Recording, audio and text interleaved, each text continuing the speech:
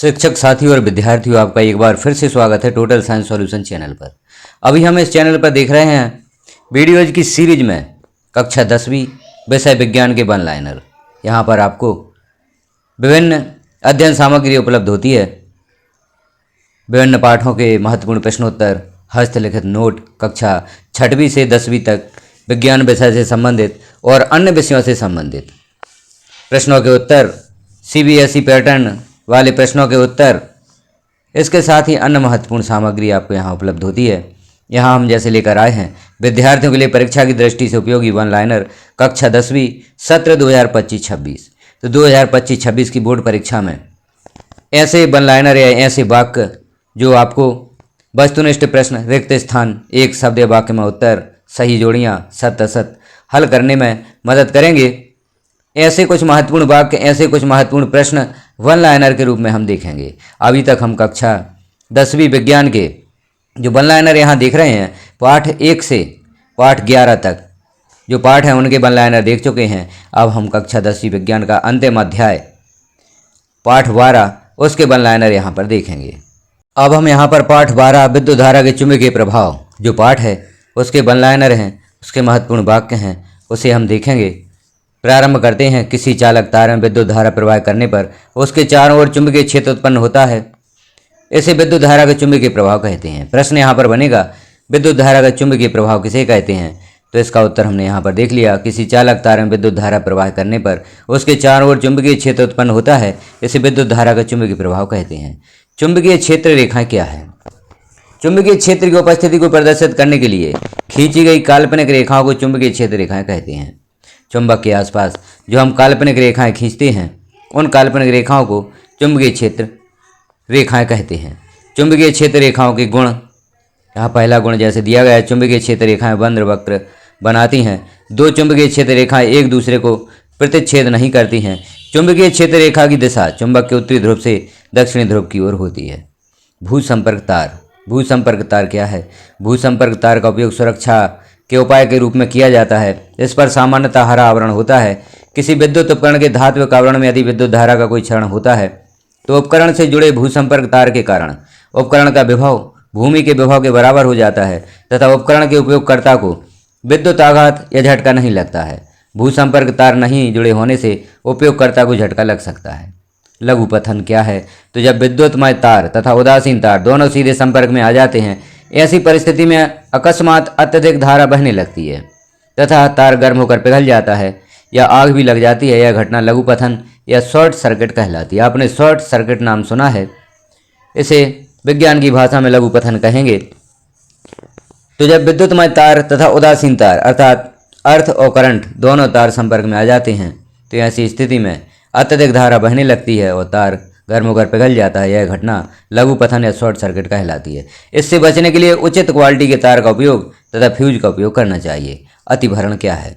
जब किसी परिपथ में बहुत सारे उच्च शक्ति विद्युत उपकरण एक साथ चलाए जाते हैं तो परिपथ में अत्यधिक धारा बहने लगती है तथा परिपथ के तार गर्म होकर पिघल जाते हैं। यह घटना अतिभरण या ओवरलोड कहलाती है। इससे बचने के लिए उचित मोटाई के तार का उपयोग तथा फ्यूज का उपयोग करना चाहिए। चुंबकीय क्षेत्र उत्पन्न करने के दो तरीके यहाँ पर दिए गए हैं। चुंबकीय क्षेत्र कैसे उत्पन्न किया जा सकता है? किसी प्रबल चुंबक की सहायता से चुंबकीय क्षेत्र उत्पन्न किया जा सकता है। किसी कुंडली अथवा तार में विद्युत धारा प्रवाहित करके चुंबकीय क्षेत्र उत्पन्न किया जा सकता है। किसी विद्युत धारावाही चालक से संबंधित चुंबकीय क्षेत्र की दिशा किस नियम से दी जाती है?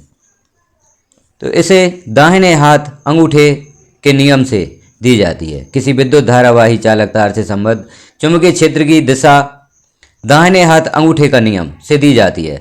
दाहिने हाथ अंगूठे का नियम क्या है? दाहिने हाथ में विद्युत धारावाही चालक इस प्रकार पकड़ें।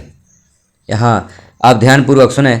दाहिने हाथ में विद्युत धारावाही चालक इस प्रकार पकड़ें कि अंगूठा विद्युत धारा की दिशा की ओर संकेत करता है। अंगुलियां चालक के चारों ओर चुंबकीय क्षेत्र की रेखाओं को दर्शाती हैं। तो अंगुलियां चुंबकीय क्षेत्र की रेखाओं को दर्शाती हैं और अंगूठा विद्युत धारा की दिशा की ओर संकेत करता है। पास लिपटे विद्युत रोधी तांबे के तार की बेलन की आकृति की अनेक फेरों वाली कुंडली को क्या कहते हैं? तो इसे धारावाही नलिका कहते हैं। किसी परिनालिका के भीतर सभी बिंदुओं पर चुंबकीय क्षेत्र समान होता है असमान? तो यहाँ चुंबकीय क्षेत्र समान होता है। धारावाही परिनालिका किसकी तरह व्यवहार करती है? तो यह एक दंड चुंबक की भांति व्यवहार करती है। चुंबकीय क्षेत्र में स्थित किसी विद्युत धारावाही चालक पर बल की दिशा किस नियम से दी जाती है? तो यह फ्लेमिंग के बाएं हाथ के नियम से दी जाती है। फ्लेमिंग के बाएं हाथ के नियम में चुंबकीय क्षेत्र को किसके द्वारा दर्शाया जाता है? तो यहाँ पर चुंबकीय क्षेत्र को तर्जनी के द्वारा दर्शाया जाता है। फ्लेमिंग के बाएं हाथ के नियम में मध्यमा किसको दर्शाती है? चालक में बहने वाली धारा की दिशा को मध्यमा दर्शाती है। फ्लेमिंग के बाएं हाथ के नियम में बल की दिशा को किसके द्वारा दर्शाया जाता है? अंगूठे के द्वारा। फ्लेमिंग के बाएं हाथ के नियम में बल की दिशा को दर्शाया जाता है। हमारे घरों में विद्युत शक्ति कितने वोल्ट पर प्राप्त करते हैं? तो हमारे घरों में विद्युत शक्ति 220 वोल्ट पर प्राप्त करते हैं। घरेलू परिपथों की सुरक्षा के लिए किस युक्ति का उपयोग किया जाता है? तो यहाँ विद्युत फ्यूज का उपयोग किया जाता है। आपने देखा होगा घरों में विद्युत फ्यूज इसलिए होते हैं कि यदि विद्युत के कारण कोई घटना होती है तो विद्युत फ्यूज बस्ट हो जाता है, टूट जाता है, तो जो विद्युत का प्रवाह है वह बंद हो जाता है। विद्युत परिपथों की लघु पतन अथवा अतिवरण के कारण होने वाली हानि से सुरक्षा की सबसे महत्वपूर्ण युक्ति का नाम क्या है? तो वह है विद्युत फ्यूज। धात्विक आवरण में यदि विद्युत धारा का क्षरण होता है तो व्यक्ति को गंभीर झटका ना लगे, इसके लिए सुरक्षा का क्या उपाय है? इसके लिए उपाय है भूसंपर्क तार या अर्थिंग वायर। सामान्य घरेलू विद्युत परिपथ किस क्रम में जुड़े होते हैं? तो सामान्य घरेलू विद्युत परिपथ समानांतर क्रम में जुड़े होते हैं। घरेलू विद्युत परिपथ समानांतर क्रम में क्यों जुड़े जाते हैं, इसका कारण क्या है? तो इसका उत्तर होगा सभी उपकरणों को समान वोल्टता मिल सके। लघु पतन से बचने का उपाय लिखिए। तो यहाँ पर लघु पतन से बचने का उपाय है, लघु पतन से बचने के लिए परिपथ में विद्युत फ्यूज का उपयोग किया जाना चाहिए। तो यहाँ हमने देखे जो अध्याय या पाठ 12 है उसके जो महत्वपूर्ण वाक्य हैं, महत्वपूर्ण प्रश्न हैं, उन्हें हमने देखा। इन्हें आप अवश्य तैयार करें परीक्षा में उत्तीर्ण होने के लिए। और भी अन्य पाठों के प्रश्नों के उत्तर आप देखना चाहते हैं, वन लाइनर देखना चाहते हैं तो चैनल को सब्सक्राइब कर लें, बेल आइकन को क्लिक कर ऑल पर प्रेस कर दें, ताकि जैसे ही अगले अध्यायों के भी अगले पाठ के प्रश्नों के उत्तर या वन लाइनर यहाँ पर पब्लिश किए जाएंगे तो वह नोटिफिकेशन के रूप में प्राप्त हो सकेंगे। चैनल पर विजिट करके आप पूर्व पाठों के सभी वन लाइनर, महत्वपूर्ण प्रश्न और भी जो सामग्री यहाँ पर पब्लिश की गई है, जैसे हस्तलिखित नोट और महत्वपूर्ण प्रश्न, पाठ के अंदर से जो महत्वपूर्ण प्रश्न निकाले गए हैं, लघुत्तीय प्रश्न, दीर्घोत्तीय प्रश्न, रिक्त स्थान, वस्तुनिष्ठ प्रश्न, उन सभी को देखने के लिए आप चैनल पर विजिट अवश्य करें। पुनः अनुरोध है चैनल को सब्सक्राइब करें। जानकारी अच्छी लगी हो तो लाइक करें, अन्य साथियों में शेयर करें। शिक्षक भी इन वीडियोज़ को अपने विद्यार्थियों में शेयर कर सकते हैं, क्योंकि जो प्रश्नों के उत्तर याद करने से, रटने से याद नहीं होते, वह सुनने से याद हो जाते हैं। तो यदि वह इन प्रश्नों के उत्तर सुनेंगे वीडियो के माध्यम से तो उन्हें भी यह बहुत ही जल्दी तैयार होंगे। वीडियो को लास्ट तक देखने के लिए आपका धन्यवाद।